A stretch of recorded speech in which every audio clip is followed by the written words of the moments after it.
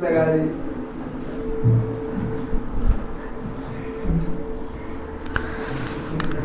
Dear student, good morning. आज हम बात करेंगे कक्षा 9 अध्याय 4 के बारे में। ठीक है, दो चरों वाले रैखिक समीकरण के बारे में। ठीक, इसके बारे में क्या क्या पढ़ना है और कितने नंबर का आपका भी होम बोर्ड एग्जाम में आएगा, ठीक ना, तो इसके बारे में डिस्कशन अपन करते हैं। इस चैप्टर से 8 अंक का आएगा, ठीक है, और 8 अंक से आएगा तो इसका मतलब है कि 2 नंबर और 4 नंबर और ऑब्जेक्टिव जरूर क्रिएट करेगा। 2 नंबर के क्वेश्चन, 4 नंबर क्वेश्चन और ऑब्जेक्टिव क्रिएट करके रखेगा। ठीक है, ऐसे बनना सब चाहिए। यहाँ से क्या क्या पूछे जाने की संभावना है वो अलग बात है कि कितने कितने अंक का आ रहा है, लेकिन पूरे जितने भी टॉपिक हैं वो पूरे के पूरे टॉपिक कवर होने चाहिए। ठीक है, तो आज हम बात करेंगे यहाँ से कितने अंक का आने वाला है। इस अध्याय से आपके पास आएगा 8 अंक का, 8 अंक। ठीक, और ये 8 अंक आज पूरा उठाना है। ठीक है, यानी एनुअल में जब भी क्वेश्चंस फ्रेम हो, चाहे वो ऑब्जेक्टिव के तौर पे हो, चाहे वो 2 अंक के हो, 3 अंक के हो या 4 अंक के हो, ठीक है, 4 अंक तक ही आएंगे, 2, 3 और 4, या फिर ऑब्जेक्टिव आएगा। ये पूरा कोशिश ये करना है, अच्छे से ध्यान से सुनना है, समझना है। ठीक, कोई भी चीज़ संभव नहीं। कुछ लोग कहते हो ना समझ में नहीं आता है। समझ में ना आने का रीज़न पता है क्या है? ध्यान से ना सुनना। अगर आप ध्यान से नहीं सुन रहे हो ना तो समझ में नहीं आ सकता है। इसलिए सबसे पहले अगर आपको सीखना है तो पहले ध्यान से सुनना सीख लीजिए। ठीक, तो आज हम बात करेंगे 8 अंक यहाँ से पूरा का पूरा उठाएंगे। ठीक है, तो चलिए देखते हैं। पहले आज हम ये जानते हैं कि आखिर ये 2 चर राशि का रैखिक समीकरण होता क्या है। 2 चर राशि का रैखिक समीकरण, चैप्टर का नाम जो है आपका 2 चर राशि का रैखिक समीकरण। इसमें अपन ये देखते हैं कि आखिर ये 2 चर राशि का रैखिक समीकरण है क्या। ठीक, देखो नाम क्या दिया गया है, 2 चर राशि का रैखिक समीकरण। ठीक, अच्छा 2 चर मतलब चर राशि। पहले तो हम बात करेंगे किसके बारे में? चर के बारे में, कि आखिर ये चर राशि क्या है। ठीक है, किसके बारे में बात करेंगे? चर राशि के बारे में। फिर उसके बाद हम बात करेंगे रैखिक समीकरण के बारे में। चर राशियां क्या कहलाती हैं? चर राशियां वे राशियां कहलाती हैं जिनके मान में परिवर्तन होता रहता है, मतलब जिनका मान बदलता रहता है, वो कहलाएंगी चर राशियां। अच्छा, चर राशियों को जनरली हम किससे लिखते हैं? तो चर राशियों को जनरली हम XYZ से लिखते हैं। किससे लिखेंगे हम? XYZ से। ठीक, वैसे आप किसी भी मतलब चर राशि को जनरली में XYZ से ही डिनोट करेंगे। रैखिक समीकरण का मतलब ये होता है, रैखिक समीकरण का मतलब ये होता है कि जिस समीकरण के घात में 1 हो, ठीक है, जिस समीकरण के घात में क्या हो? 1 हो, उसे हम क्या कहते हैं? रैखिक समीकरण कहते हैं। तो जिसके घात में पावर में कितना होना चाहिए? 1, ठीक है, उसे हम क्या कहते हैं? रैखिक समीकरण। अच्छा, जिसके घात में 2 होता है ना उसे हम कहते हैं द्विघात समीकरण। जिसके घात में 3 होता है उसे हम त्रिघात समीकरण कहते हैं। नाम से स्पष्ट है, घात में 2 तो द्विघात, नाम घात में 3 तो त्रिघात, घात में 4 तो चतुर्थघात। लेकिन यही प्रक्रिया लगातार चलती रहती है और उसी को हम क्या कहते हैं? यानी कि घात इनका क्या होता रहता है? बढ़ता रहता है। तो क्या हो जाएगा? पहले वाले घात को हम क्या कहेंगे? रैखिक। घात जिसमें 2 होगा उसे द्विघात, जिसके घात में 3 त्रिघात, जिसके घात में 4 चतुर्थघात, पंचम घात, षष्टम घात, सप्तम घात, अष्टम घात, ठीक है, नवम घात, ठीक है, दशम घात, एकादशा, द्वादशा, ये सब ऐसे लगातार क्या होगा? चलता रहेगा। ठीक है, तो हम बात कर रहे थे किसके बारे में? रैखिक समीकरण के बारे में। 2 चर राशि होंगी और क्या होगा? रैखिक समीकरण, मतलब 2 चर राशि का रैखिक समीकरण। तो 2 चर राशि के रैखिक समीकरण का पता है, कभी कभी आपके में व्यापक रूप पूछता है। ये हमारा कौन सा है? ये हमारा है चैप्टर 4, ठीक है, 9th का। ठीक है, तो चैप्टर 4 में अगर हम बात कर रहे हैं तो चैप्टर का नाम क्या है? 2 चर राशि का रैखिक समीकरण। तो रैखिक समीकरण, चर राशि क्या है? चर राशियां वे राशियां होती हैं जिनका मान परिवर्तित होता रहता है और इनको हम डिनोट किससे करते हैं? XYZ से। अचर राशियां वे राशियां होती हैं जिनके मान में कोई परिवर्तन नहीं होता है। अचर राशियां जैसे कुल मिला के अगर हम अचर की बहुत ही सिंपल भाषा में कहना तो अचर राशियां आपके क्या है? तुम्हारे पास पूरे न्यूमेरिकल्स यानी कि नंबर हैं, न्यूमरल्स, ठीक है, नंबर, ठीक है, जो 1 2 3 4 5 ये होते हैं सब, ये क्या कहलाएंगे? अचर राशियां। और ये XYZ जो लगी होती हैं सब क्या है? चर राशियां। रैखिक का मतलब ये होता है कि जिसके घात, जिस समीकरण के घात में क्या हो? 1 हो, उसे हम क्या कहते हैं? रैखिक समीकरण कहते हैं। अब चूंकि ये 1 नंबर में मतलब पूछा जा सकता है तो देखो 2 चर राशि के रैखिक समीकरण का स्वरूप पूछ सकता है। स्वरूप बोल दे या व्यापक रूप बोल दे, एक ही बात है। ठीक है, हम किसके बारे में बात कर रहे हैं? स्वरूप/ व्यापक रूप, व्यापक रूप। ठीक, तो इसका 2 चर राशि का रैखिक समीकरण का व्यापक रूप मतलब हमको किस तरह देखने के लिए मिलेगा? तो बेटा ये AX प्लस बी वाई और plus C is equal to 0 इस रूप में देखने के लिए मिलेगा। क्यों? क्योंकि देखो ए एक्स और वाई दो चर राशियां हैं, इसके घात में कुछ नहीं लगा है, इसका मतलब घात में क्या होगा? 1 होगा। तो इसका मतलब देखो क्या घात में आपको 2 दिख रहा है, 2 लग जाएगा तो द्विघात हो जाएगा, 3 लग जाएगा तो त्रिघात हो जाएगा, लेकिन यहाँ पे कुछ नहीं लगा है, इसका मतलब घात में क्या है? 1 है। इसीलिए हम इसे क्या कहते हैं? दो चर राशि का ये क्या बन गया? रैखिक समीकरण। दो चर राशि के रैखिक समीकरण का स्वरूप यही है। ठीक। अच्छा, यहाँ पे कंडीशन बताना पड़ेगा। अगर पेपर में आ रहा है कि दो चर राशि के रैखिक समीकरण का व्यापक रूप लिखिए या स्वरूप लिखिए, तो आपको बताना पड़ेगा कि ax plus B Y plus C is equal to 0, और आप बताएंगे जहां कॉमा करके आप बताएंगे जहां क्या, जहां कि x और y, मतलब यहाँ पे ये जो x और y है ना, तो ये इसका गुणांक a और जो b है, तो a और b जो है वो कभी भी शून्य नहीं हो सकता। ठीक ना? क्या नहीं हो सकता है? a b does not is equal to 0।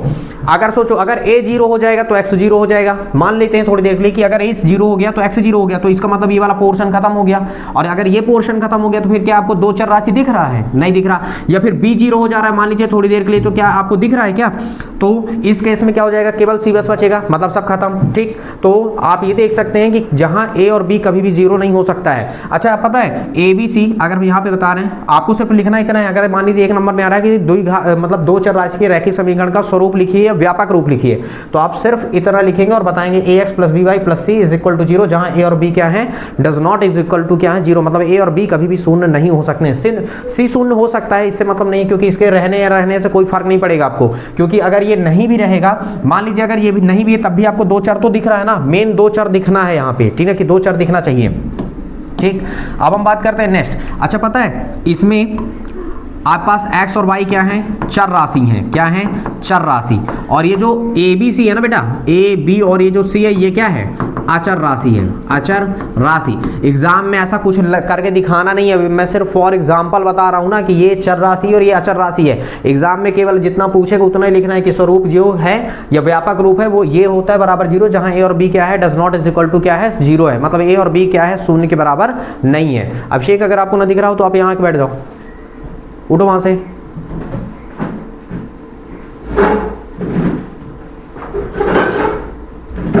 ठीक है, तो ये अचर राशि है। अच्छा, आप खुद बनाते हैं। चलिए देखिए, चर राशि और अचर राशि मिला के बनाते हैं। अगर मान लीजिए हम एग्जांपल दे रहे हैं कि द्विघात समीकरण, यानी कि सॉरी दो चर राशि के रैखिक समीकरण का अगर हम एग्जांपल दे रहे हैं, अपने से उदाहरण दे रहे हैं, तो पहला अचर राशि कोई ना कोई अंक है, जो भी मन में आ जाए भर दो, जो भी मन में आ जाए, एक्स वाई जेड जो भी मन में आए। ठीक ना? एक्स वाई जेड का मतलब ये नहीं कि एक्स वाई जेड भरना, मतलब कोई भी अंक भर दो।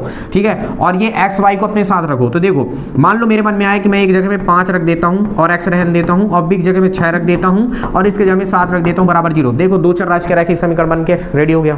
ठीक है, जो भी मन में आए, एबीसी अचर राशि, अचर राशि मतलब अंक है। ठीक है, और चर राशि मतलब तुम्हारे पास एक्स वाई है, जो भी मन में आए भर दो। ठीक ना? ऑटोमेटिक दो चर राशि का रैखिक समीकरण इस तरह बन के रेडी हो जाएगा, जो भी मन में आ जाए आपके पास। ठीक है, अब देखो ये क्या मान लेते हैं थोड़ी देर के लिए, बताओ क्या रख सकते हैं। मान लो मैं a का मान -2 रख रहा हूं, तो कितना हो जाएगा? माइनस का 2x हो जाएगा।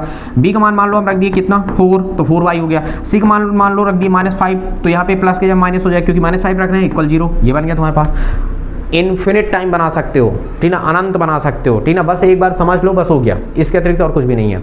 अब इस चैप्टर में यही पूछेगा, ये तो ये पूछ सकता है तुमसे ऑब्जेक्टिव में, ज्यादा से ज्यादा तुमसे क्या पूछेगा? ठीक ना? कि दो चर राशि के रैखिक समीकरण का स्वरूप पूछ सकता है। तो स्वरूप आप ये बताएंगे कि ax plus B Y plus C is equal to 0, जहां a और b क्या है? Does not is equal to क्या है? 0 है। और ये तो एग्जांपल मैंने अपने से दिया। ठीक है। अच्छा, एक चीज आप कंपेयर करिए, तो इसको इससे कंपेयर करिए। आपको दिख रहा है x x है, y y है। अब देखो, a के जम कितना दिख रहा है? 5, b के जम कितना दिख रहा है? 6, और c के जम कितना दिख रहा है? 7। अब यहाँ पे a के जम कितना दिख रहा है? -2, b के जम कितना दिख रहा है? 4, और c के जम कितना दिख रहा है? माइनस सहित बताना पड़ेगा आपको। ठीक ना? क्या है? -5। क्लियर हुआ? कंपेयर भी करेंगे अपन। ठीक, तो चलिए आगे देखते हैं। अब चैप्टर में क्या क्या है पढ़ना है अपन को, ये देख लेते हैं। देखिए, रैखिक समीकरण के बारे में बताया। रैखिक समीकरण अपन हम लोग 9th उसमें पढ़े थे, 8वीं में पढ़े थे। ठीक है, फिर अब काफी प्रैक्टिस करवाया गया है आपको कैसे होता है रैखिक समीकरण। मतलब ये एक चर राशि का रैखिक समीकरण है। ठीक ना? ये क्या है? एक चर राशि का रैखिक समीकरण। मान लीजिए अगर हमको इसका मान निकालना हो तो कैसे निकालते हैं? 2x + 5 इक्वल कितना हुआ? 0। ये तो दिया गया है। ये क्या है, देखो इसके साथ क्या है, ये चर है और ये क्या है, अचर है। तो ये नहीं आपके पास क्या है, ये 2x हुआ, इसको हम इसके साथ नहीं जोड़ सकते। क्यों नहीं जोड़ सकते, कैटेगरी समझो, ठीक ना। इसके साथ ये अलग कैटेगरी का दिख रहा है क्योंकि x है, ये अकेला अंक वाला है, तो अंक को उठा के उधर ले जाएंगे तो क्या हो जाएगा, ऋण का 5। जिस प्रकार देखो एक ना एक रिलेशन होता है, रिलेशन कैसे, सपोज दैट, ठीक ना, कैटेगरी वाइज होता क्या है जनरली कि जो जिस कैटेगरी का होता है उसकी मैरिज उसी कैटेगरी के साथ होती है, ठीक है, मतलब वो उसी के साथ जुड़ता है, ठीक ना, रिलेशन बनता है उसका, जो जिस कैटेगरी का वो उसी कैटेगरी के साथ जुड़ेगा, ठीक। तो अभी हम ऐसा मानते हैं कि इसकी कैटेगरी अलग है और इसकी कैटेगरी अलग है, तो क्या आपस में जुड़ पाएंगे, नहीं जुड़ पाएंगे। भैया इसके साथ एक्स लगा है, इसके साथ एक्स लगा है क्या, नहीं लगा है, तो जिनके साथ जो नहीं लगा उसको बराबर को उधर ट्रांसफर करो, जैसे बराबर को उधर ले जाओगे तो प्लस से क्या हो जाएगा माइनस, माइनस से क्या हो जाएगा प्लस। अच्छा देखो यहाँ पे क्या दिख रहा है, एक्स का गुणांक कितना है 2, और गुणांक हमेशा रट लो कि गुणांक हमेशा बटे में जाता है, कहाँ जाएगा, बटे में, तो कितना हो गया ऋण का 5/2, तो एक्स का मान कितना निकल गया, ऋण का 5/2। और आप समीकरण अपने से भी बहुत सारा हल करवाया गया था आपको, मान लीजिए यहाँ पे दिया है, ऐसा कुछ दिया है 4x + 6 = 8, क्या इसके घात में कुछ है, दिख रहा है 2 3 वगैरह 4, मतलब इसके घात में कितना है 1, और अगर ये एक घात है तो ये, और चर राशि कितनी है 1, इसका मतलब ये एक चर राशि का रैखिक समीकरण है। अच्छा जरूरी नहीं है कि एक चर राशि के रैखिक समीकरण में केवल x बस हो, ऐसा भी नहीं है, हो सकता है कि समीकरण ऐसा कुछ होता 3y धन 7 = 8, ऐसा कुछ, तब भी तो एक ही चर राशि है ना। मान लो हम z इंक्लूड कर दिए, मान लो क्या हो गया 3z + का 5 = 9, तब भी एक चर राशि का रैखिक समीकरण है। समीकरण में देखो क्या दिख रहा है, एक चर राशि दिख रहा है, एक चर राशि का ये रैखिक समीकरण है क्योंकि घात में इसके कुछ नहीं है, क्लियर हुआ। अब 2 चर वाला हम जो पढ़ रहे हैं तो यहाँ पे थोड़ी सी प्रैक्टिस, ठीक है, कि x का मान कैसे निकालेंगे, 4x = कितना हुआ, ये 8। देखो क्या दिखा, कैटेगरी अभी बताया, क्या इनमें से किसकी किसकी कैटेगरी समान है, इसकी कैटेगरी अलग है लेकिन इन दोनों की कैटेगरी क्या है, एक समान है, क्योंकि ये तो अंक अंक है, एक जैसे दिख रहा है ना। तो ये इधर जाएगा तो कितना हो जाएगा ऋण का, अब ये कितना हुआ 4x = 8 में से चला जाएगा 6, कितना बचा 2, तो कितना हो जाएगा यहाँ से, देखो गुणांक हमेशा कहाँ जाता है, गुणांक हमेशा जाता है बटे में, मतलब x बराबर कितना हो गया 2, और ये बटे में चला गया 4। जब बटे में डाल दोगे तो यहाँ लिखने की जरूरत नहीं है, 2 1 = 2, 2 दूनी 4, यानी x का मान कितना हो गया पास 1/2, ये निकल गया, क्लियर हुआ। और यही आपका क्या कहलाएगा आंसर। अब 2 चर राशि के रैखिक समीकरण में अपन हल करेंगे, तो पूरा और हल करने के लिए तो क्लास 10th में है, लेकिन कुछ चीज़ें यहाँ पे आप सीखेंगे, ठीक ना। देखिए क्या क्या आपके को यहाँ पे सीखना है, चलते हैं आगे, ठीक। अब देखिए एग्जाम्पल में चलते हैं, तो एग्जाम्पल के माध्यम से आप जल्दी आसान से समझ जाएंगे। देखिए अभी मैंने बताया ना उस समीकरण को जिसे हम इस रूप में व्यक्त किया जा सकता है जहां a b c क्या होती है, वास्तविक संख्याएं होती हैं, और a और b शून्य नहीं है, a और b क्या नहीं हो सकते, शून्य नहीं हो सकते हैं, ठीक है। 2 चर वाला रैखिक समीकरण कहा जाता है, उसे हम क्या कहते हैं, 2 चर राशि का रैखिक समीकरण कहते हैं। देखिए कितना आसान और कितना छोटा छोटा क्वेश्चन दिया गया यहाँ पे, कुल मिला के बहुत ही नन्हे मुन्ने से क्वेश्चन है। ध्यान से देखिए क्या दिया गया है, नीचे दिए गए समीकरण को इस रूप में लिखना है, ठीक है, किस रूप में, ax + by + c = 0, मतलब ये जो समीकरण है उसको इस तरह बनाना है, और आपको क्या करना है, abc का मान भी बताना है, समझ गए, क्या करना है, abc का मान भी बताना है। आसान है, देखिए ये क्या हुआ, हल कैसे करेंगे, ठीक। क्या दिया गया है तुम्हारे पास, देखो पहले नंबर में दिया गया है 2x + 3y = कितना है 4.37, इसको आप मानेंगे क्या, इक्वेशन नंबर फर्स्ट, ऐसे जनरली आपको ऐसे लिखना है, ठीक है।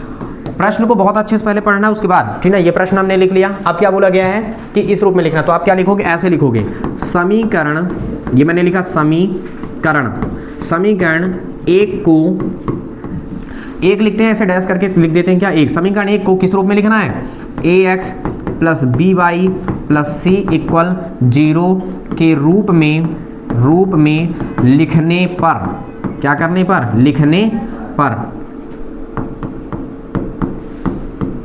लिखने पर, ठीक, ये हो गया।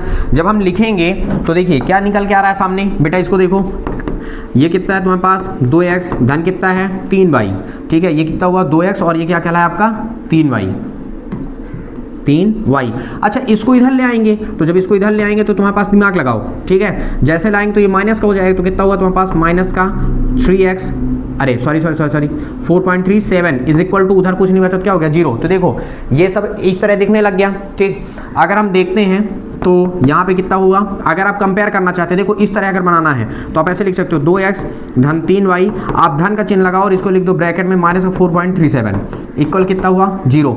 अब देखो क्या लिखोगे, यहाँ तुलना कर सकते हो आप, तुलना कंपेयर करो, तुलना कर रहे हो तो एक जम कितना दिख रहा है बेटा 2 दिख रहा है, x नहीं कहेंगे, x से नहीं देना है, a का मान कितना 2, कॉमा लगाओगे, अच्छे से लिखना है, b बराबर कितना दिख रहा है, कितना दिखा 3, और बेटा धन है तो धन दिख रहा है ना, c का मान कितना दिखा बेटा ऋण का 4.37, और ये आपका क्या कहलाया आंसर। कितना आसान था, ठीक ना, नॉर्मल सा है, और पेपर में आया था अभी आपके में अर्धवार्षिक में आया भी था शायद कहीं पे, ठीक ना, तो या फिर नहीं भी आया होगा तो आने की संभावना होगी, स्वाभाविक सी बात है, बनना चाहिए, आना जाना तो मान लो लगा रहेगा, लेकिन बनना चाहिए, ठीक है, कि निकालना कैसे अपन को, क्लियर हुआ।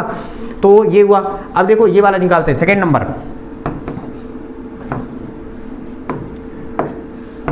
सेकेंड में क्या दिया गया आपके पास, आप लिखेंगे x-4 इज इक्वल टू कितना है रूट का 3y,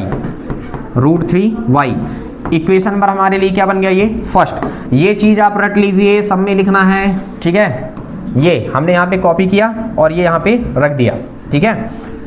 अब देखिए जब हम लिखेंगे तो देखो ये कितना हुआ बेटा x, और ये माइनस का क्या है 4, और इसको हम इधर ले आएंगे तो कितना हो जाएगा ऋण का √3 और क्या हुआ y, और बराबर के उधर क्या हुआ 0।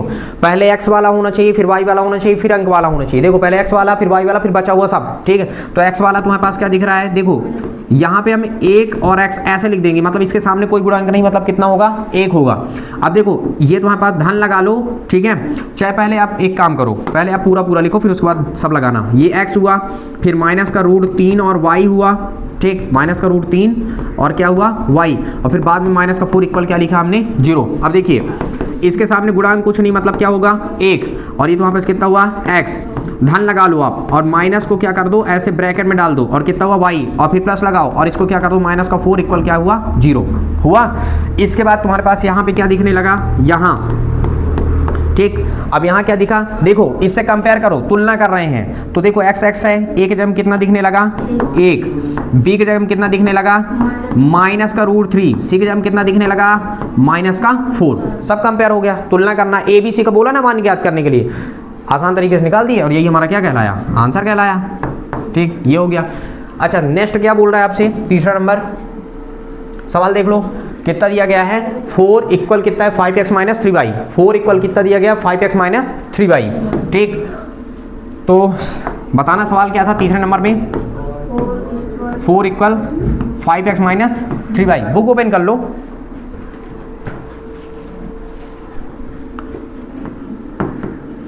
समीकरण नंबर 1, ठीक है। अब इस समीकरण को हम क्या करेंगे, इस रूप में लिखेंगे, ओपन हो गया,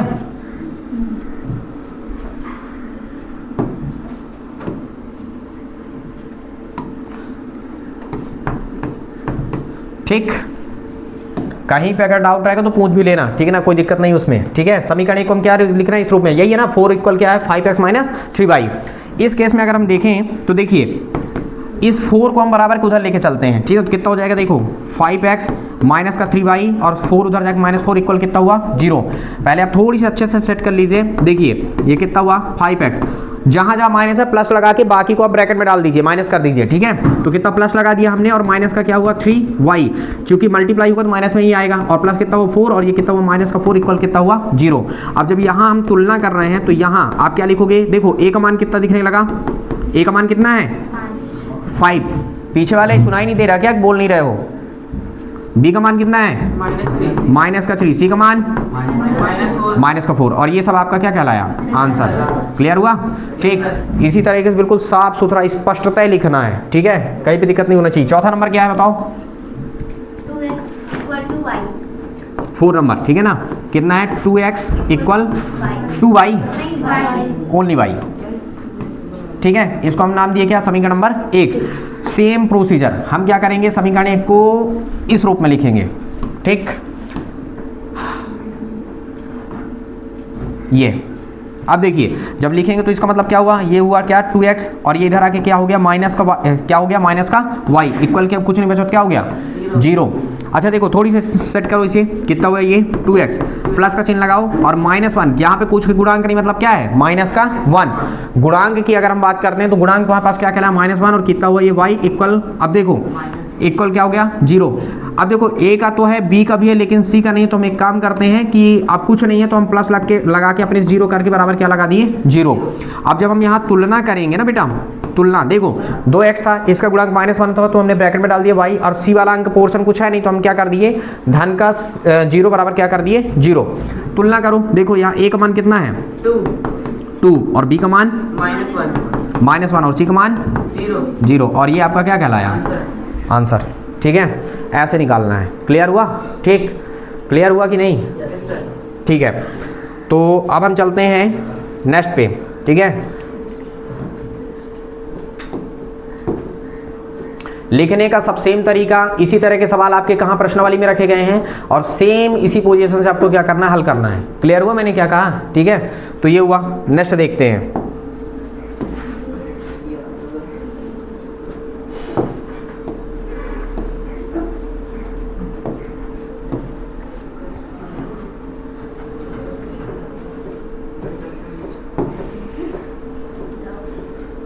देखिए क्या बोला गया है, निम्नलिखित में से प्रत्येक को दो चर वाले समीकरण के रूप में व्यक्त करना है। किस तरह दिखना चाहिए? दो चर राशि के समीकरण में, मतलब x भी दिखना चाहिए और क्या दिखना चाहिए y, इस फॉर्मेट में आना चाहिए। अच्छा, जो चीज नहीं होगा उसे हम क्या कर देंगे 0 कर देंगे, जो चीज नहीं होगा उसे हम क्या कर देंगे 0 करेंगे। ठीक है, ध्यान से देखना पहले, फिर उसके बाद बात करते हैं। डाउट होगा कहीं पे बताना मुझे क्या हुआ, तो फिर ध्यान से देखिए इधर हल। फर्स्ट नंबर देखो क्या दिया गया तुम्हारे पास, x इक्वल -5, इसे भी आप मानेंगे क्या इक्वेशन नंबर फर्स्ट। सेम लिखेंगे आप, क्या लिखेंगे, समीकरण एक को किस रूप में, ax प्लस by और प्लस c इक्वल 0 के रूप में लिखने पर, रखने पर नहीं, लिखने पर। ठीक है, तो चलिए लिखते हैं। मतलब अब देखो क्या आपको यहाँ पे y दिख रहा है, क्या दिखा? नहीं दिखा, तो नहीं दिखा ना बेटा, तो इसका मतलब ये क्या लिख दो x, ठीक ना, प्लस 0 इंटू वाई। पहले तो एक काम करिए आप, ठीक है, इतना करने से पहले थोड़ी सी आप सब कुछ एक तरफ लेके आ जाया करिए। ठीक है, इसमें आप क्या करेंगे x और -5 इधर आके क्या हुआ, +5 इक्वल कितना हुआ 0, और इसको आप मानिए समीकरण नंबर 1, इसको आप मानिएगा। पहले आप सबको एक तरफ ले आया करिए, कहाँ लाएंगे आप, सबको एक तरफ लेके आना है। ठीक है, और सबको एक तरफ लाने के बाद उसको समीकरण 1 मानेंगे, और उसके पश्चात क्या हो जाएगा, तो हमारे पास ये क्या हो गया, इस रूप में हम लिखेंगे। तो जब हम इस रूप में लिखेंगे तो देखिए यहाँ पे क्या हुआ, ये x है, क्या यहाँ पे y है, नहीं है ना, तो x के बाद y वाला पोर्शन ही लिखा जाता, तो हम क्या कर देंगे x प्लस 0 इंटू क्या किए y, और प्लस का 5 है तो 5 इक्वल कितना हुआ 0, और यही आपका आंसर है, क्योंकि यहाँ पे अब दो चर राशि दिखने लग गया। क्लियर हुआ मैंने क्या कहा? ठीक, तो ये बन गया। एक सेकंड बेटा, मैं आ गया।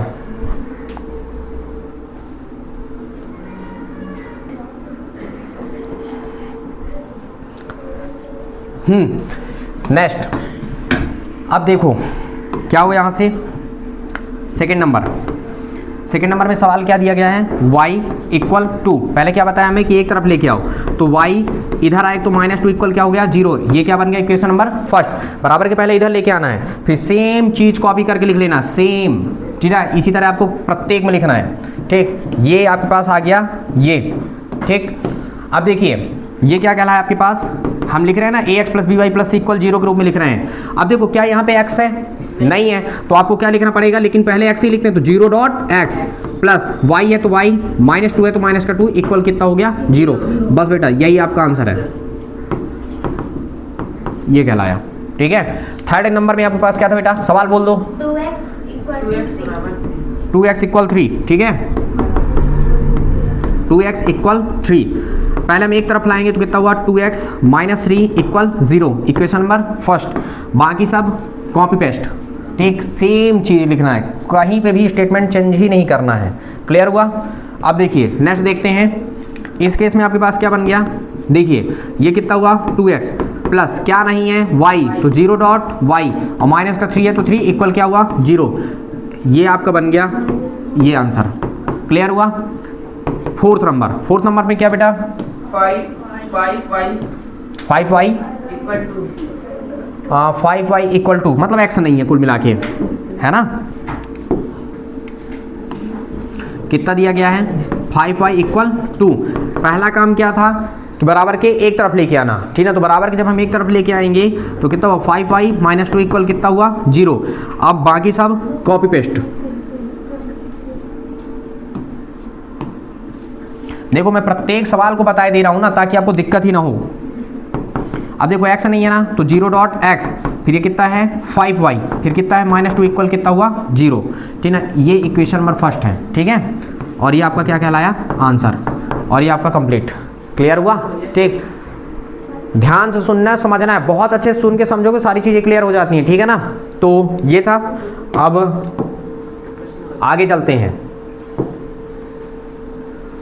2 ही एग्जाम्पल है ना यहाँ पे, क्या और है कुछ, चलिए। अच्छा पता है ये ऑब्जेक्टिव वगैरह में भी ऐसे पूछ सकता है ना कि ए का मान बताइए, बी का मान बताइए, ये फिर लिखवा सकता है कि आप इस रूप में लिखिए, ठीक है, एक शब्द में आ सकता है, ठीक है। इस बात का ध्यान रखना विशेषता है। ये देखिए पहला छोटा सा क्वेश्चन है, देखो अगर हम एक हिसाब से देखें ना तो ये जो अभी हम किए ना, ये जो दिया ना ए बी सी का मान बताइए, ये कौन सा है, ये क्वेश्चन नंबर मतलब एग्जाम्पल नंबर फर्स्ट के जैसे है, पूरा एग्जाम्पल नंबर फर्स्ट है। ये वाला सवाल भी तुम्हारे पास बीच बीच में 2-2 नंबर में पूछ लेता है, ठीक है, एग्जाम वगैरह में कभी कभी रख देता है, ठीक है। चलो 4.1 का हम पहला बात कर रहे हैं। इसमें कितनी प्रश्न वाली हैं, 2 प्रश्न वाली हैं,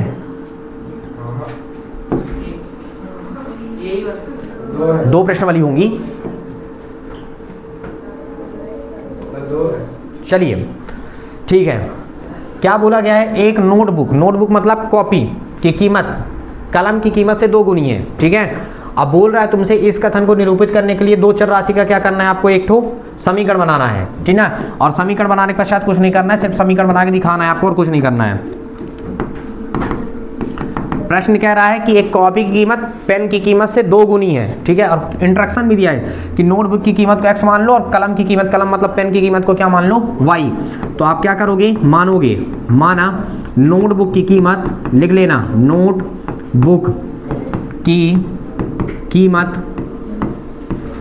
x रुपए तथा कलम, कलम मतलब पेन की कीमत y रुपए है। कितना है, y रुपए है, ठीक है। अब देखो प्रश्नानुसार, अब आप क्या बताओगे, प्रश्नानुसार क्या बताओगे, प्रश्न के अनुसार कि भैया प्रश्न क्या कह रहा है, प्रश्न ये कह रहा है कि नोटबुक की कीमत कलम की कीमत की कितनी है, दुगनी है। मतलब उसका कहना है कि नोटबुक बराबर है 2 गुणे कलम की कीमत।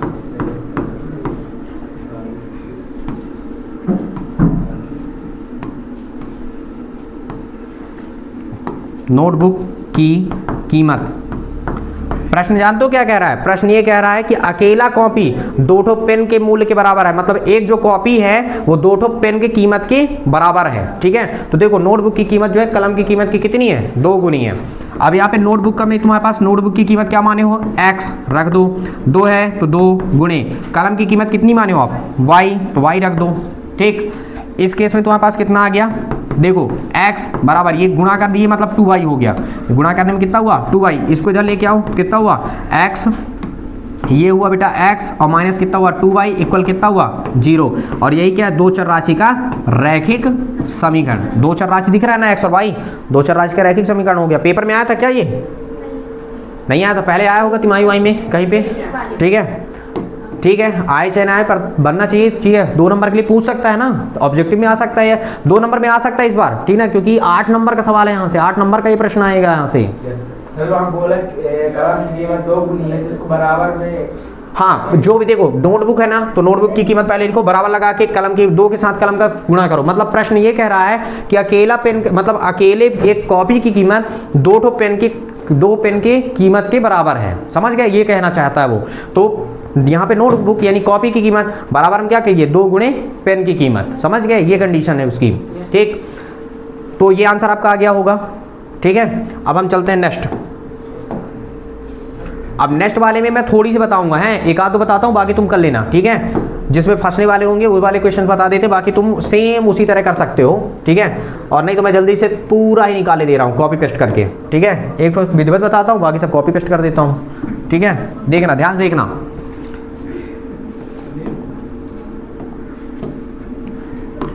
हल पहला क्या दिया गया है, 2x धन 3y और बराबर में कितना है 9.35 का वार, ठीक ना। अच्छा, वार का मतलब ये है कि 5 लगातार बढ़ रहा है, 5 5 5 5 5 आता ही जा रहा है इन्फिनिट टाइम तक, ठीक ना, इसका यही मतलब है।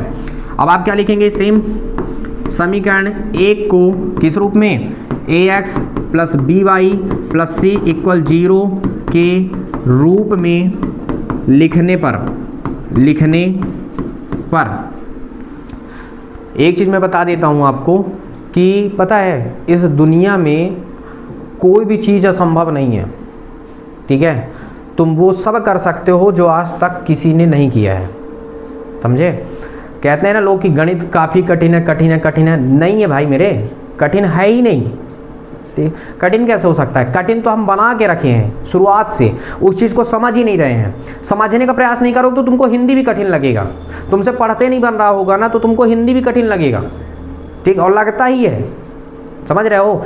तो कोई भी चीज़ कठिन नहीं है, पता है, मन के हारे हारे और मन के जीते जीत। अगर आप मन से मान लिए ना कि अरे हमसे नहीं बनेगा तो फिर नहीं बनेगा, चाहे तुम सिर पटक दो, ठीक है। और अगर तुम ये सिद्धांत बना के चले ना कि नहीं हमें समझना है, ठीक ना, एक एक पॉइंट देखना है, समझना है, सब कुछ समझ में आएगा, A to Z समझ में आएगा और आप सीखेंगे, ठीक है, ये आप मान लीजिए।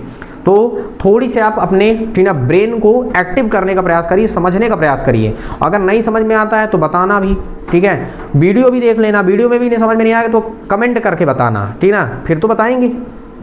चलिए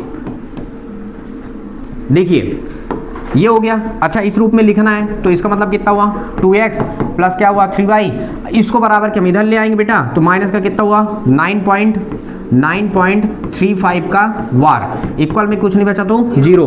अब आप ऐसा लिख सकते हैं कि 2x धन का 3y, धन लगाइए और ब्रैकेट में 9.35 का क्या लिखेंगे आप, वार, इक्वल कितना हुआ 0। फिर आप क्या लिखेंगे, यहाँ a का मान कितना दिख रहा है बेटा 2, b का मान बेटा 3, c का मान बेटा,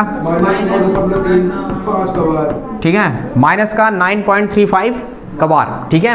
ये हो गया, यही तो आपका आंसर है, बस प्राण थोड़ी देना, सिर्फ इतना ही, ठीक। नेक्स्ट क्वेश्चन, ठीक। तो नेक्स्ट वाले में अगर आप देखेंगे क्या दिया गया है, second number, x minus y by 5 minus 10 equal 0, equation number first. बाकी काम कॉपी पेस्ट का, ठीक। ये देखिए, जब हम इस रूप में लिखेंगे तो बेटा आपको दिखेगा, ठीक है। देखो कैसे दिखेगा, x प्लस लगाओ, इसका मतलब जानते हो, देखो चूंकि ये पहले से सब एक तरफ है तो दोबारा एक आधी स्टेप करने की आवश्यकता ही नहीं है, ठीक है। अच्छा, प्लस लगाए तो इसका मतलब पता है कितना लिखा है, ये माइनस का 1.5 और ये लिखा है y, मतलब 1/5 है, गुणा करो तो y कम y/5 ही आ जाएगा। और धन तुम्हारे पास कितना हुआ, ऋण का 10 और बराबर कितना हुआ 0, धन लगा के लिख दिए, ब्रैकेट में ऋण को लिख दिए, ठीक है। इसका मतलब यहाँ पे तुम्हारे पास क्या है, यहाँ a का मान, अब देखो यहाँ पे कुछ नहीं होगा तो मतलब एक ही होगा, तो 1 डॉट कर दिए अपन, तो देखो x से कम x ही कहलाएगा वो, ठीक है। तो a का मान कितना है 1 और b का मान कितना है ऋण का 1/5 और c का मान कितना बेटा ऋण का 10, और ये आपका क्या कहलाया आंसर, ठीक है। सीधे कंपेयर करना है। यहाँ पे ध्यान से देखो, ये जो लिखा है ना, यानी यहाँ पे अगर आपको समझ में नहीं आ रहा ना तो y बटा जो 5 है ना, तो बेटा इसका मतलब 1/5 और गुणे y ये लिखा है, तो y कम y/5 है कहलाया, तो ऋण लगा तो ऋण सहित मैंने लिख दिया है। क्लियर हुआ, ठीक। ये वही चीज है, तो कंफ्यूज नहीं होना है, ठीक ना। इसी तरह के सवाल अधिकतम डाल देता है एग्जाम में, ताकि आप थोड़ी से 9th लेवल में तो थोड़ी सी आपको डिफिकल्ट लगे और आप छोड़ दें, ठीक ना, इसीलिए वो ऐसे क्वेश्चन ही डालता है, ठीक है। थर्ड क्वेश्चन क्या है बेटा आपका, तीसरा वाला क्वेश्चन क्या है, बोलो, बुक देखो, माइनस का 2x plus 3y equal 6, equation number first. बाकी सब कॉपी पेस्ट, यहाँ से सेम चीज़ लिखना है, ठीक है, कोई भी चेंजेस बिल्कुल भी नहीं करना है, सेम हूबहू लिख लेना है, ठीक ना। लिखेंगे इसको इस रूप में, ठीक। अब देखिए जब लिखे तो माइनस का कितना हुआ 2x, प्लस का कितना हुआ 3y, और इधर 6 आके माइनस का 6 इक्वल कितना हुआ 0। अब आपको दिखने लगा होगा, क्या दिखेगा कि माइनस का 2x प्लस का 3y और प्लस लगा के माइनस 6 इक्वल क्या कर दिए 0। अब आप क्या लिखोगे, यहाँ क्या लिख रहे हो बेटा, a का मान कितना दिखा -2, b का मान कितना दिखा 3, c का मान कितना दिखा -6। ये आपका आंसर। कितना आसान सा है, ठीक है, नॉर्मल बेस पे क्वेश्चन है, कुछ नहीं है यहाँ पे, ठीक। और देखो सभी देख लो, बचा ही क्या आया है, सब तो देख डाले धीरे धीरे करके, बताओ। x equal 3y, equation number first.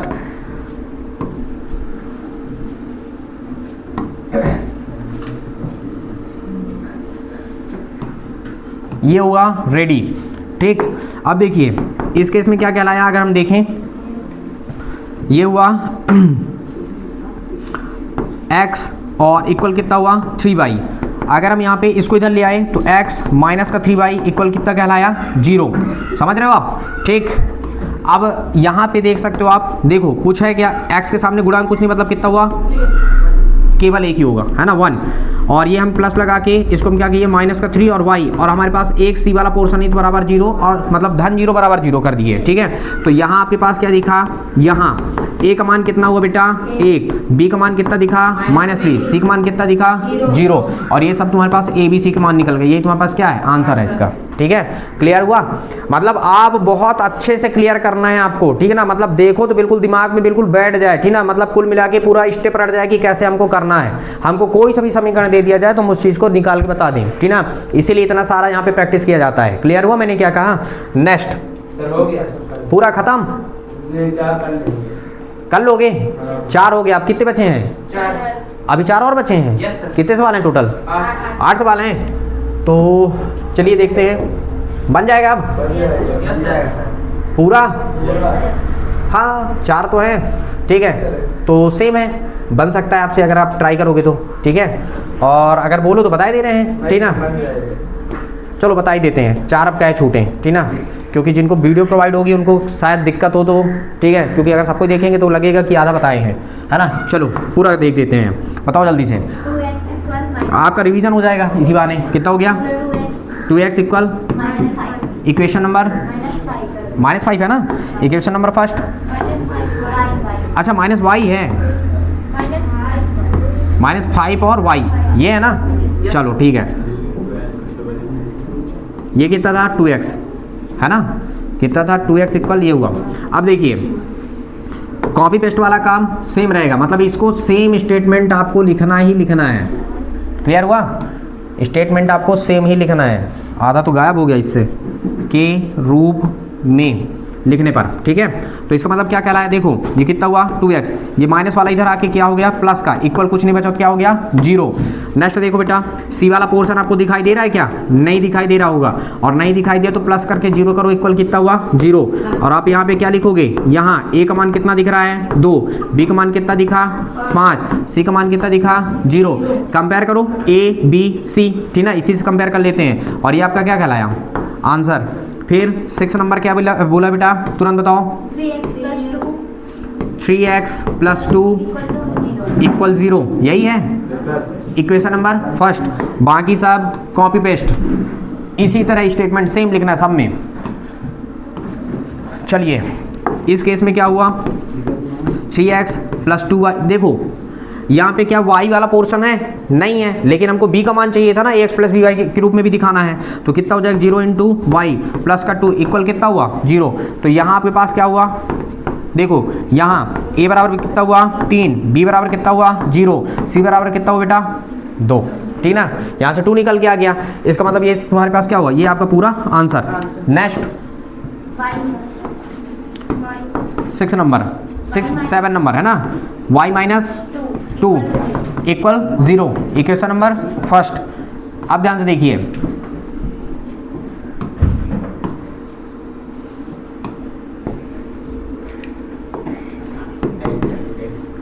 क्या हुआ शिवम, अब देखो कितना हुआ, हमारे पास क्या यहाँ पे x है नहीं है, तो हम क्या लिखेंगे x.0, ये 0.x, 0.x, यहाँ पे y के गुणांक कुछ नहीं, मतलब कितना है 1 डॉट क्या हुआ y, और ये तुम्हारे पास प्लस लगा क्या कर दो -2 ब्रैकेट में डाल दो, इक्वल कितना हो गया 0। मतलब यहाँ पे अगर आप कंपेयर करेंगे तो यहाँ क्या दिख रहा है आपको, ठीक, ए का मान कितना हुआ 0, बी का मान कितना हुआ 1 और सी का मान कितना हुआ बेटा माइनस का 2, और ये आपका पूरा क्या कहलाया आंसर। ठीक है, नेक्स्ट आपके पास कितना है 8 नंबर है ना, कितना है 5 इक्वल कितना बेटा 5 equal 2x, equation number first. अब देखो सेम कॉपी पेस्ट का मतलब ये है कि मतलब आपको ये चीज़ बार बार लिखना पड़ेगा हर एक क्वेश्चन में, इतने बार लिख लो कि याद हो जाए पूरा स्टेप। ठीक है, L1 में नंबर बिल्कुल भी कम नहीं होना चाहिए किसी भी हालत में। ठीक, अब देखो 5 को उधर ले जाते हैं तो कितना हो जाएगा आपके पास 2x और 5 उधर आके ऋण का 5 बराबर 0, क्या नहीं है y, तो इसका मतलब क्या लिखोगे 2x धन 0 डॉट क्या हो गया y और प्लस लगा के ब्रैकेट में -5 इक्वल कितना हुआ 0, क्योंकि माइनस वाले को हम क्या कहाँ रख देंगे आपके पास ब्रैकेट में डाल के रखेंगे। ठीक है, अब आप क्या लिखोगे यहाँ, क्या यहाँ a का मान कितना दिख रहा है 2, b का मान कितना दिख रहा है 0, b का मान कितना है 0 और c का मान कितना है -5, और ये आपका पूरा क्या हो गया कंप्लीट। ठीक है, मतलब पूरे का पूरा कंप्लीट हो गया। ठीक है, तो एक बात आप जरूर देख लेना है ना, रिवीजन भी हो जाएगा इसी केस में। तो ये हुआ आपका पूरा ये। ठीक है, मतलब मेरे हिसाब से ये खत्म हो गया ना। Yes sir.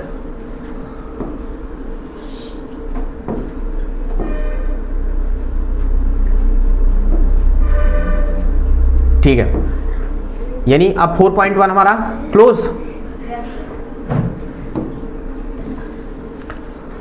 4.1 क्लोज। अब आता है आपके पास अगला टॉपिक, क्या आता है रैखिक समीकरण का हल। रैखिक समीकरण का आपको क्या ज्ञात करना होगा, हल ज्ञात करना होगा। अब रैखिक समीकरण के हल के बारे में अगर हम देखते हैं तो ये आपके पास है एग्जाम्पल नंबर 3। ठीक है, तो चलिए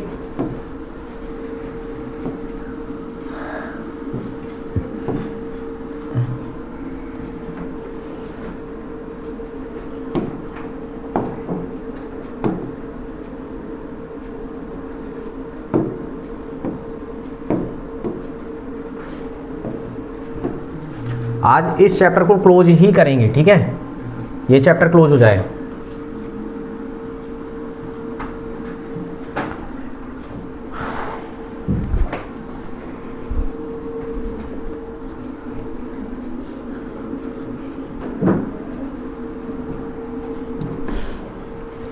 चलिए नेक्स्ट देखते हैं क्या दिया गया है। समीकरण का क्या करना है, 4 अलग अलग हल ज्ञात करना है। 4 बोल सकता है, 2 बोल सकता है, 1 बोल सकता है। ठीक ना। अच्छा, ये सबसे आसान तरीका है कि 4 अलग अलग, जब बोलता है कि 4 आपको अलग अलग हल निकालना है तो आप अपनी स्वेच्छा से मान रखिए। ठीक ना, आप x बराबर एक बार 0 रखिए, फिर y बराबर 0 रखिए, फिर आप क्या करेंगे x बराबर 1 रख लीजिए, y बराबर 1 रख लीजिए। 4 अलग अलग आपको हल मिल जाएंगे। ठीक है, नीचे शुरुआत कर, मतलब 0 रखिए, आप कुछ भी रख सकते हैं। ठीक ना, आप 1 करोड़ रख लीजिए। ठीक है, ठीक ना, तो आप करोड़ रखेंगे तो इसमें 0, इतने 0 तो दिखेंगे नहीं, आएंगे नहीं। ठीक ना, इसलिए मैं छोटी संख्या रखने का प्रयास करता हूँ, आप बड़ी संख्या रख लीजिए। ठीक ना, 4 तो रखना है आपको। ठीक ना, वो आप पे डिपेंड कर रहा है। क्लियर हुआ? तो आप लिखेंगे हल। देखिए तो क्या दिया है, आप लिखेंगे क्या दिया है। अच्छा, ये क्या है, 2 चर राशि का रैखिक समीकरण। क्या बेटा, x प्लस 2y इक्वल कितना है 6। इक्वेशन नंबर क्या हुआ फर्स्ट।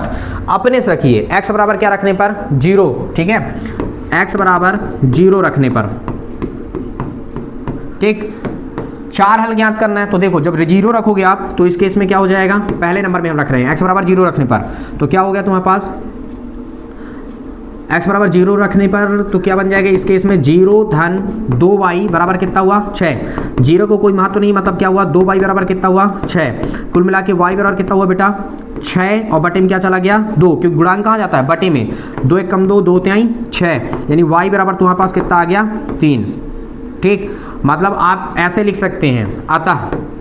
ठीक, क्या लिखेंगे अतः, आपने क्या रखा 0, तो क्या मिला आपके पास 3, क्योंकि पहला मान x का होता है, दूसरा मान किसका होता है बिंदु में y का। पहला मान x का, दूसरा मान किसका y का। तो आपने x का मान 0 रखा तो y का मान कितना मिल गया 3। क्लियर हुआ मैंने क्या कहा। अब देखो जगह अगर आपकी कॉपी में रहेगा तो आप 20 से ऐसे डिवाइड भी कर सकते हो, कोई दिक्कत नहीं है। और अगर नहीं है तो उसके नीचे लिखते रहना, ठीक है। पर इतना तो रहेगा कि दो तो एक ही साथ लिख ही सकते हो, ठीक है, इतना तो आ ही जाएगा, ठीक है। सेकंड नंबर में आपके पास क्या रखोगे, अब देखो जब x बराबर एक बार 0 रखे तो एक बार y बराबर भी रख के देखो, y बराबर 0 रखने पर, क्या रखने पर, 0 रखने पर, तो जब 0 रखो तो देखो क्या हो जाएगा इस केस में, ये कितना हुआ x धन 2 गुणे y की जगह 0 बराबर कितना हुआ 6, 2y का मतलब होता है बेटा 2 गुणे y ये लिखा है तो y की जगह क्या रख दिए 0, अब 2 शून्यम क्या हो गया 0, तो इसका मतलब जब यहाँ से रखे तो x धन 0 बराबर 6, इसका मतलब x बराबर 0 लिखने कोई मतलब नहीं, तो x बराबर कितना आ गया 6, तो लास्ट में आप क्या लिखोगे, अतः पहले मान किसका लिखते हैं x का, तो x का मान 6 और y का मान क्या है 0। क्लियर हुआ मैंने क्या कहा, ऐसे लिखना है। सर 0 वहाँ पे आना चाहिए ना, हल पूछना है तो नहीं आएगा क्या, नहीं नहीं ऐसा कोई नहीं है, आपको सिर्फ डिजिट रखना है, ठीक है, तो वो ऑटोमेटिक। अब जब पता है जब इस मान को जब तुम यहाँ पे रखोगे ना तो संतुष्ट करेगा, देखो इन दोनों मान को रख के देखो, संतुष्ट करना चाहिए, मतलब दोनों 6 आना चाहिए तभी वो उसका हल है। तो देखो एक क्वेश्चन आया था ऑब्जेक्टिव में, आया था कि इसका हल है कि नहीं है, ठीक है, ऑब्जेक्टिव में शायद अर्धवार्षिक में भी आया था। तो देखो इस मान को रख के देखो तो बेटा ये 0 है ना, 6 नहीं है, अगर इन दोनों मान को रखो x में रख देंगे 6 और जब यहाँ रख देंगे तो 0, मतलब 6 बराबर किसके आ गया 6, मतलब ये वाला बिंदु जो है वो इसका हल है, मान रखने पर उतना ही आना चाहिए बराबर के उधर वाले में, तो वो हल है, ठीक है। अच्छा ये हुआ आपके पास, उसके बाद मैं तीसरा लिखता हूं, ठीक है, तीसरा हल निकालता हूं, थर्ड नंबर। अच्छा आपकी कॉपी में अगर होगा तो 2 इसके बाद 2 इसके नीचे लिख देना, ठीक है ना, 3 4 डाल के। अब चूंकि यहाँ पे स्पेस है तो मैं यहाँ पे लिख देता हूँ, क्योंकि मैं नीचे लिखूँ तो आपको दिखाई नहीं देगा, ठीक है। तो थर्ड नंबर में अपन रखते हैं क्या, तीसरा y बराबर, देखो पहले अब x बराबर रखते हैं, ठीक ना, x बराबर कितना 1 रखने पर, अब मैं 1 रख रहा हूँ, ठीक है, क्या रख रहा हूँ 1, ठीक है, ज़्यादा लंबा मान रखने की जरूरत नहीं है, ठीक ना, नॉर्मल रखिए आप। तो देखो जब 1 रखोगे x में तो देखो यहाँ पे 1 रख दिए तो कितना होगा 2, और ये तुम्हारे पास कितना हुआ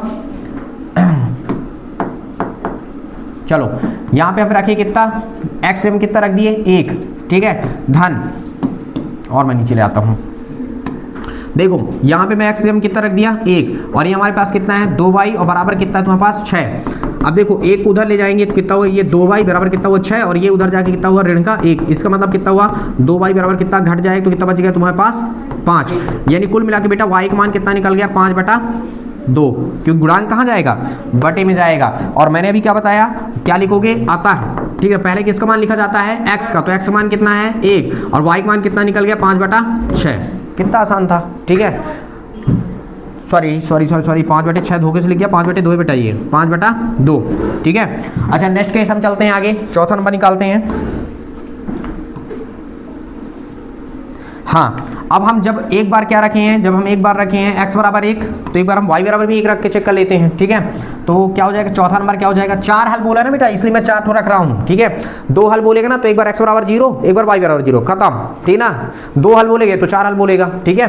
अब देखो क्या लिखोगे तुम, y बराबर क्या रखने पर 1 रखने पर, तो चलो रखो, देखो इसी में तो रखते हैं, यही समीकरण तो बनाए हैं, तो इसका मतलब कितना हो जाएगा, x में कुछ नहीं रखना है, 2 गुणे y की जगह कितना रखना है 1, और बराबर कितना हुआ 6। अब यहाँ पे देखो x धन 2 1 कम 2 बराबर कितना 6, तो इसका मतलब x बराबर कितना 6, और ये उधर जाके कितना हो गया ऋण का 2, इसका मतलब x बराबर कितना बन गया बेटा 4, x बराबर कितना बन गया 4। तो लास्ट में क्या लिखोगे, अतः पहले किसका मान लिखते हैं x का, तो x का मान कितना 4, y का मान कितना 1, ठीक है, क्लियर हुआ, तो ये बन गया। अच्छा इस मान को जब रखोगे ना तो संतुष्ट करेगा, देखो x में अगर 4 रख दो तो 4, और y की जगह में रख दोगे 1 तो कितना हो गया 2, तो 4 दिए नहीं यहाँ के, देखो 4 तो 6 मतलब 6 आ जाएगा ना पूरा, तो सभी मान संतुष्ट हो रहे हैं। लास्ट में अब आपको ये सब निकालने के पश्चात, इतना जब ये निकल गया ना तो लास्ट में यहाँ तक लिखने के बाद अब लास्ट में लिखेंगे क्या है, आता है समीकरण कौन सा था, x + 2y = 6 के 4 हल कौन कौन से हैं भाई साहब, क्या निकला है देखो 0 3, ठीक है, 4 हल कौन है 0 3, फिर कॉमा, फिर कितना है 6 0, तो यहाँ पे आप लिखेंगे कितना 6 और 6 0, फिर कितना बेटा 1 और 5/2, फिर कितना बेटा 4 और 1, ये हैं, ये आपको लिखना पड़ेगा, और ये आपका क्या कहलाया आंसर। ये है सही तरीका करने का, इसी तरीके से आपको क्या करना है, जब इस तरीके से आप करोगे ना काफ़ी इफेक्टेड बनेगा, ठीक ना, देखने पश्चात ठीक ना लगेगा कि हाँ आपने मैथ पढ़ा है। क्लियर हुआ। नेक्स्ट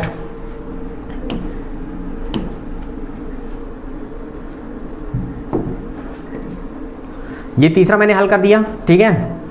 उसके पश्चात हम बात करते हैं, देखो अब समीकरण के दो दो हल ज्ञात करना है। कितने कितने हल? अच्छा जरूरी नहीं है ना, बार बार बता रहा हूँ, बिंदु तुम अपने चॉइस के अकॉर्डिंग रख लो, ठीक ना, कोई फर्क नहीं पड़ता है, ठीक ना, बिंदु तुम अपने चॉइस के अकॉर्डिंग रखना है, ठीक है। चलो एग्जाम्पल नंबर 4। अब मैं पूरा तुम्हें नहीं बताऊंगा, पर मैं आपको एक आध दो बता दे रहा हूँ, ठीक है। दो दो हल ज्ञात करना है इसके, ठीक ना, तो आप दो दो हल कर लीजिए अपने से, ठीक है। क्या ज्ञात करेंगे? हल। पहले नंबर में नंबर 1 क्या दिया है? 4x + 3y इक्वल कितना है? 12। इक्वेशन नंबर क्या? फर्स्ट। आप लिख भी सकते हो, दिया है, ठीक ना, कोई दिक्कत नहीं। अब इस समीकरण के कितने हल बोला ज्ञात करने के लिए? 2। सिर्फ बोला है ना 2 समीकरण आपको, मतलब कि 2 हल ज्ञात करना है। कितने हल ज्ञात करना है? 2। तो आप क्या लिखेंगे? नंबर 1 बना सकते हो x बराबर क्या? 0 रखने पर। क्या रखने पर? तो बेटा जब 0 रखोगे तो x से हम 0 रखोगे, 4 × 0 धन कितना? 3y बराबर कितना? 12। ध्यान से देखो तो क्या हो गया? 4 शून्यम 0 और कितना हुआ ये? 3y बराबर कितना कहलाया? 12। ठीक है, इसका मतलब क्या हुआ बेटा आपके पास कि हो गया 0, कोई मतलब नहीं, मतलब कुल मिला के 3y बराबर कितना बच गया? 3y बराबर कितना हुआ? 12। यानी y बराबर कितना हुआ तुम्हारे पास? 12 और बटे में कितना लग गया? क्या? 3। तो 3 कम 3, 3 चौको 12। यानी y का मान आपके पास कितना निकल गया बेटा? 4 निकल गया। ठीक है, y का मान कितना निकल गया? 4। मैं इसको अच्छे से लिख देता हूँ। ये था बेटा आपका 12 और ये था 3, 3 कम 3 और 3 चौको 12। ठीक है, मतलब आता है आपके पास क्या निकला आप बताएंगे? आता है पहले x का मान रखोगे, x का मान कितना? 0 और y का मान कितना? 4। ये निकल गया। ठीक, सेकंड दूसरा हल जो ज्ञात करना है आपको, सेकंड नंबर आप क्या लिखोगे? अब देखो x बराबर 0 रखो ना, अब एक बार y बराबर रख दो।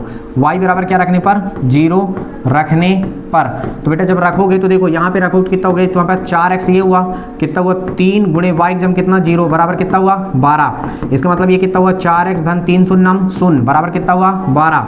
0 का कोई मतलब नहीं यहाँ पे, इसलिए कितना होगा? केवल 12 बचा, 0 छोड़ दिए। अब देखो जो भी गुणांक होता है कहाँ जाता है? बटे में। तो 12 12 बटे कितना हुआ? 4। इसका मतलब x बराबर कितना कहलाया? 3। x बराबर कितना कहलाया? 3। क्लियर हुआ? तो ये निकला। तो अब लास्ट में देखो क्या लिखोगे तुम? अतः क्या लिखोगे? पहले 3x का मान लिखा जाता है, फिर y का मान कितना होगा? 0, और सबसे लास्ट में स्टेटमेंट आपका क्या चलेगा? अतः, ठीक ना, किसके? ठीक ना, समीकरण का नाम बताओ। 4x + 3y = 12 के दो हल क्या क्या है? 0 4 और कॉमा 3 0 हैं। ठीक ना, यहाँ पे हम निकाल दिए। क्लियर हुआ? कुछ गलत लिखा क्या? नहीं। ठीक है, क्लियर हुआ? और ये आपका क्या कहलाया? आंसर।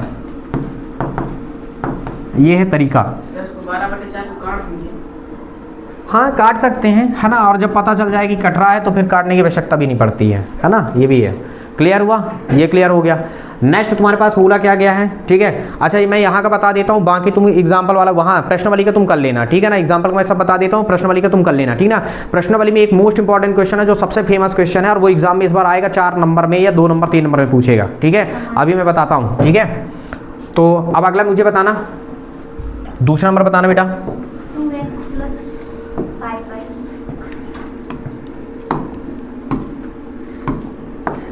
सेकंड क्या है? 2x + 5y equal 0। Equation number क्या हुआ? फर्स्ट।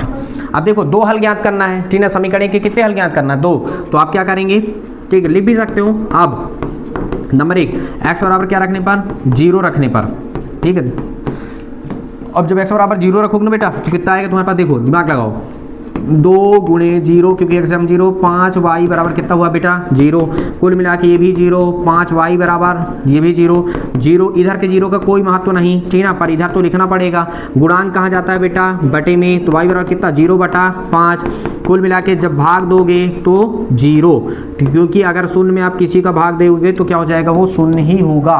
और लास्ट में आप क्या लिखेंगे? अतः। ठीक है, क्या लिखेंगे आप? 0 रखेंगे तो क्या आ गया? 0। ठीक है, अब देखिए सेकंड केस,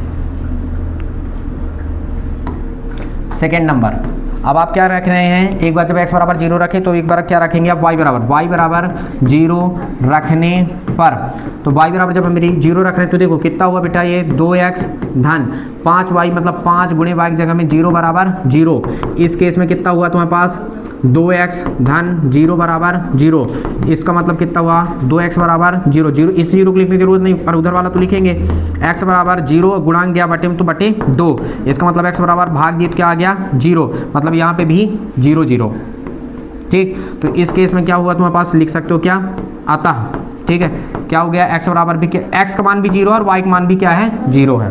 तो लास्ट में क्या लिखोगे, आता समीकरण का नाम क्या था, 2x धन 5y बराबर 0 के दो हल क्या क्या निकला, 0 0, ठीक ना, वह 0 0 है। ये सेकंड आंसर क्लियर हुआ, ठीक है। नेक्स्ट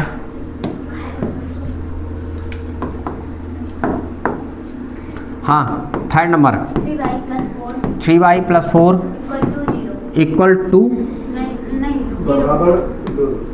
टू 0 है ना, ये बोल रही हैं आप। Equation number first.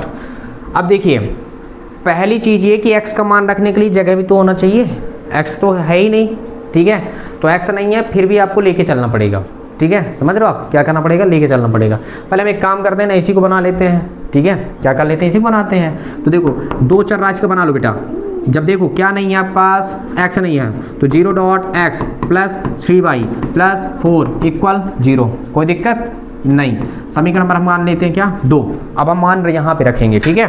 तो देखो अब, ठीक है, क्या करने पर,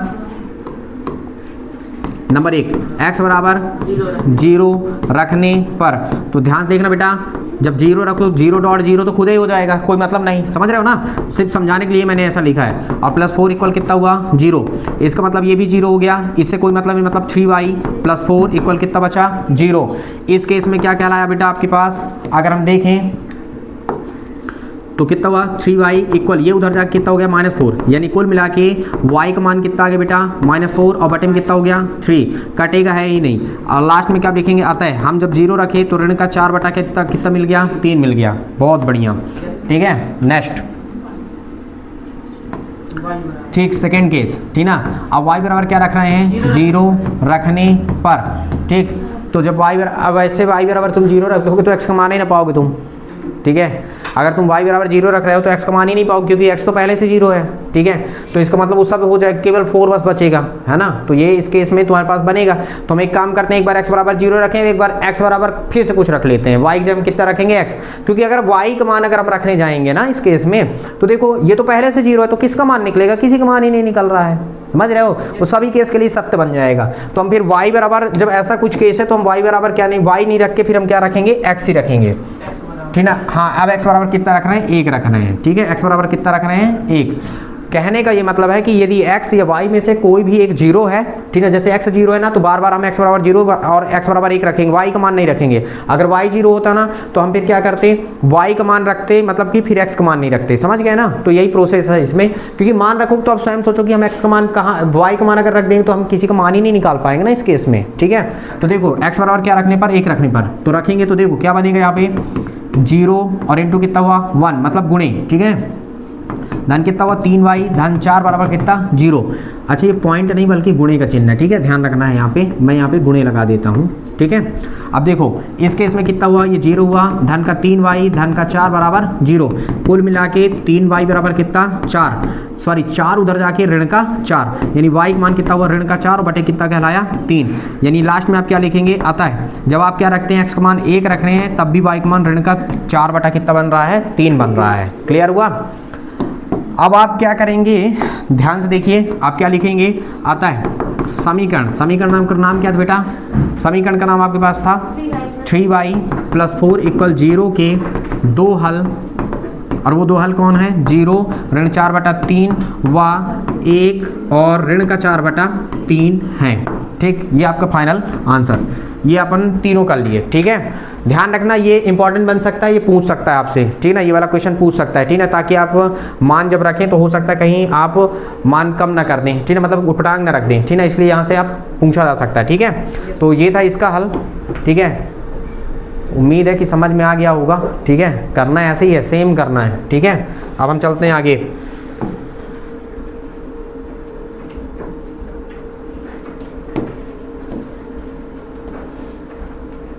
ये है बेटा आपके पास 4.2,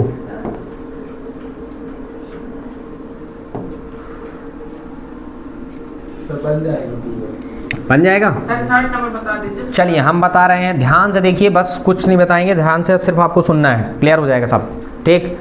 निम्नलिखित में से कौन सा विकल्प सत्य है और क्यों सत्य है। y बराबर क्या दिया गया आपके पास, देखिए क्या दिया है, y बराबर आपके पास कितना दिया है 3x + 5, ठीक है, y इक्वल कितना दिया गया 3x + 5। बोला गया कौन सा विकल्प सत्य है और क्यों सत्य है। इसका अद्वितीय हल है, केवल 2 हल है, अपरिमित रूप से अनेक हल है, ठीक ना। अच्छा इसका क्यों हल है भाई, ठीक ना, अपरिमित रूप से अनेक हल क्यों है। अद्वितीय का मतलब केवल एक हल होगा, केवल 2 हल का मतलब 2 हल होंगे, और अपरिमित रूप से अनेक हल का मतलब अनंत हल होगा। अनंत हल क्यों होगा, क्योंकि हम यहाँ पे x और y के अनंत मान रख सकते हैं, इसीलिए यहाँ पे ये क्या बनेगा, अनंत हल होगा। किसी भी 2 चर राशि के रैखिक समीकरण का अनंत हल ही होगा, ये ध्यान रखना। क्यों, क्योंकि हम x के अनंत मान रख सकते हैं और y के भी अनंत मान रख सकते हैं, ये ध्यान रखना। ऑब्जेक्टिव में कई बार पूछा जाता है ये कि ऐसे लिख देगा, किसी भी प्रकार का 2 चर राशि का रैखिक समीकरण लिखेगा, पूछेगा उसका कौन सा हल है, तो उसका कौन सा हल होता है, अपरिमित रूप से अनेक हल होता है। ये चीज आप बिल्कुल रट लीजिए, ठीक है। अब ये क्वेश्चन देखो, निम्नलिखित समीकरण में से प्रत्येक समीकरण के 4 हल लिखना है, तो अभी जैसे मैंने बताया उसी हिसाब से तुमको करना है, ना बनेगा तो मुझे बताना, ठीक है। अच्छा ये पाई वाला अगर आप बोलेंगे तो मैं बता दूंगा, ठीक है ना, क्योंकि ये पाई वाला जो है तो हो सकता है आपको समस्या जाए, क्रिएट हो जाए, लेकिन मैं बता दूंगा, ठीक है। अच्छा इसमें से देखो यही समीकरण पूछा था, एक ऑब्जेक्टिव के तौर पे आया था। देखो बताइए कि निम्नलिखित हलों में से कौन सा समीकरण के, मतलब ये जो 4 विकल्प है, ये 4 विकल्प में से इस समीकरण का कौन हल है।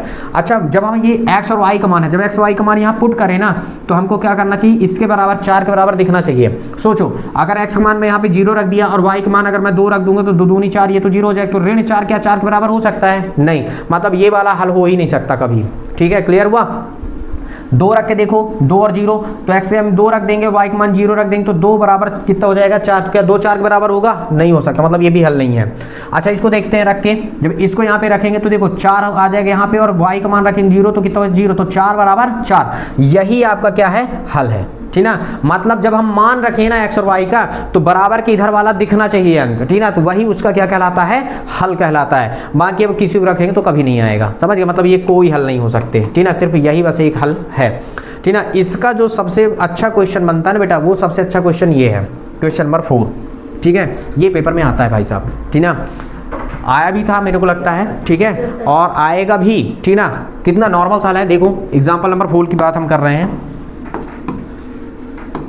सॉरी क्वेश्चन नंबर 4, ठीक है। 4 का हल क्या है, आप क्या लिखोगे, दिया है, ठीक, क्या दिया है बताओ, x बराबर कितना बेटा 2, y बराबर कितना बेटा 1, और क्या लिखोगे, और ठीक है, कितना दिया है 2x धन 3y बराबर कितना k, समीकरण नंबर 1। अब आपको ऐसा लिखना था, समीकरण 1 में, ठीक ना, x व y का मान रखने पर, जब हम मान रखेंगे ना बेटा, तो देखो कितना आ गया तुम्हारे पास, बताओ, ये 2 गुणे x का मान कितना है आपके पास 2, ठीक, धन 3 गुणे y का मान कितना बेटा आपके पास 1, और बराबर में कितना बेटा k। अब यहाँ पे देखो 2 दूनी 4, 3 1 कम 3, 3 गुणे 1 तो 3 1 कम 3, और बराबर कितना हुआ k। इस केस में आपके पास क्या बन गया, 4 3 7 बराबर k, मतलब k का मान कितना निकल गया बेटा 7, और ये आपका क्या कहलाया, आंसर, ठीक, ये बन गया। क्लियर हुआ मैंने क्या कहा, तो ये आपसे बनना चाहिए, ठीक है, और यही आपका लास्ट था, द एंड भी था, अब कुछ नहीं बचा, ठीक। अगर आप कहें तो मैं थोड़ी से, ठीक ना, एक क्वेश्चन और बता दे रहा हूँ, ठीक है, ये दोनों क्वेश्चंस आपको स्वयं करना है, ये वाला क्वेश्चन मैं बता दे रहा हूँ, ठीक है। इसमें तो ये तो और आसान बच्चे बनेगा, जैसे जैसे आप मान रखेंगे वैसे वैसे निकलता जाएगा, ठीक ना। ये वाला मैं आपको सेकंड वाला बता दे रहा हूँ, ठीक, तो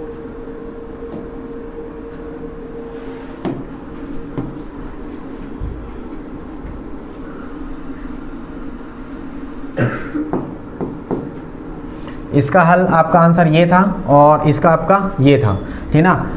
4.2 का दूसरा बता रहा हूँ, ठीक ना, क्वेश्चन बोलना, ठीक है, यहीं पे बता देते, 4 हल बोला है ना, पाई की वजह से कंफ्यूजन आता है बच्चों को। फिर देखो क्वेश्चन नंबर कौन सा था, दूसरे का दूसरा, क्या दिया है बताइए, समीकरण क्या है, पाई x, अच्छा पाई किस प्रकार की संख्या है, तो पाई एक अपरिमेय संख्या है। पाई किस प्रकार की संख्या, अपरिमेय संख्या है, ठीक है। परिमेय अपरिमेय पहले चैप्टर में बताया गया है कि पाई क्या है आपका, अपरिमेय संख्या, ध्यान रखना है। लेकिन पाई का मान जो 22/7 है वो क्या है, परिमेय संख्या है।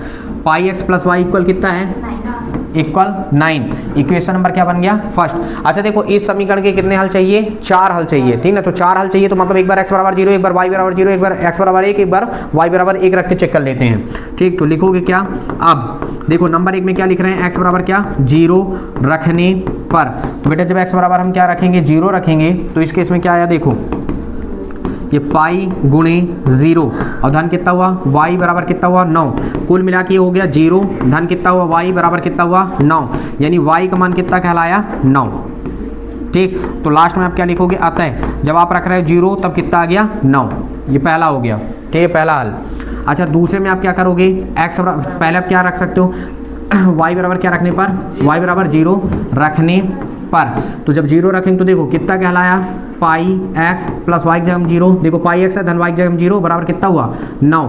तो बेटा इस केस में पाई x बराबर कितना? 0 लिखने की जरूरत नहीं, 9। मतलब अगर हम x का मान निकालेंगे तो 9 और बटे में चला जाए क्या? पाई। तो ये निकला। लास्ट में आप क्या लिख सकते हो? अतः पहले देखो x का मान तो 9 बटा क्या हुआ? पाई, और कॉमा y का मान क्या रखे हो आप? 0, ठीक। थर्ड केस तुम्हारे पास क्या बनेगा? तीसरा, x बराबर क्या रखने पर? 1 रखने पर, ठीक। जब हम अब देखो 0 0 रखें, अब 1 1 रखेंगे, ठीक है। तो जब 1 1 रखेंगे तो इस केस में क्या निकल के आ रहा है? ये देखो देखो यहाँ पे कितना हो जाएगा? ये तुम्हारे पास क्या रहेगा? पाई। यहाँ पे हम क्या रख दिए? पाई। और ये पाई तो है पाई, और गुणे x हम कितना रखे? 1, और धन y बराबर 9 है तो ये कितना हो गया? धन y और बराबर कितना हुआ? 9।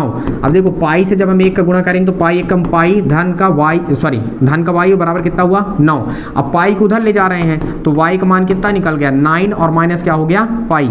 तो लास्ट में आप क्या लिखेंगे? ये मान निकल गया तो लास्ट में आप क्या लिखेंगे? अतः जब आप x का मान रख रहे हैं 1 तो y का मान आ रहा है 9 माइनस पाई। ये आपको लिखना पड़ेगा। क्लियर हुआ? फिर 4 नंबर में आपके पास क्या हो जाएगा? अब आपको क्या रखना होगा? चौथा नंबर, ठीक है। y बराबर कितना? 1 रखने पर। क्या रखने पर? 1 रखने पर।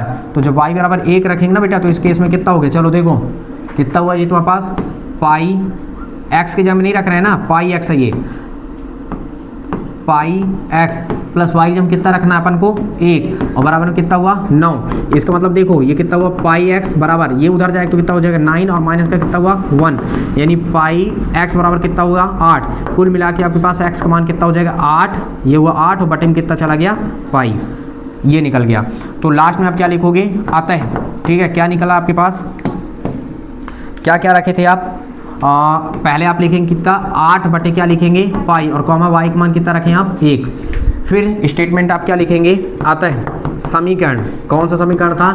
पाई x प्लस वाई इक्वल 9 के 4 हल कौन कौन सा निकला है? 0 9, 0 और 9। फिर कितना निकला? कॉमा करके बाद लिखना है आपको 9 बाई पाई और इंटू फिर क्या हो गया? कॉमा करके 0। फिर कितना निकला बेटा? कॉमा करना है 1 और कॉमा कितना हो गया? 9 माइनस पाई। फिर कितना निकला है? 8 बटे पाई और कितना हुआ? 1, और ये हैं। और ये आपका क्या कहलाया? आंसर। इस तरह से आपको करना है, ठीक ना। 2 सवाल छोड़ा हूं मैं, ठीक ना। वो 2 सवाल तुम्हारे लिए होमवर्क में रहेगा, ठीक है ना। अच्छे से इसको करना है। अगर उसके भी आंसर नहीं आ रहे हैं, वैसे आंसर क्योंकि पीछे नहीं भागना है, क्योंकि अब बिंदु अपने से रखना है, ठीक ना। अच्छे से करना है, प्रैक्टिस करना है, ठीक ना। और 8 अंक यहाँ से उठाना है, मतलब इन्हीं में से कोई ना कोई क्वेश्चन बनाएगा जो कि 8 नंबर का पूछेगा, ठीक है। तो बहुत अच्छे से केयरफुल पहले क्वेश्चन को पढ़ना है, समझना है, उसके बाद उसका आंसर देना है। क्लियर हुआ? ठीक। और अगले नेक्स्ट डे मैं क्या करूंगा कि चैप्टर 3 आपको कवर कर दूंगा, क्योंकि उससे भी चैप्टर 3 से भी 8 नंबर का आना है, ठीक है। चैप्टर 2 से भी आना है, चैप्टर फर्स्ट से भी आना है। तो हम एक एक मतलब कंटिन्यू एक चैप्टर का निकालते जाएंगे, ठीक है। क्लियर हुआ? तो अगर दिक्कत होगी तो फिर बताना, और तुम्हारे जानकारी में अगर कोई भी होंगे तो उनको भी वीडियो शेयर कर देना, ठीक है, ताकि उनको भी लाभ मिल सके, ठीक है। तो आज के लिए फिलहाल इतना ही, फिर बाकी नेक्स्ट डे, ठीक है।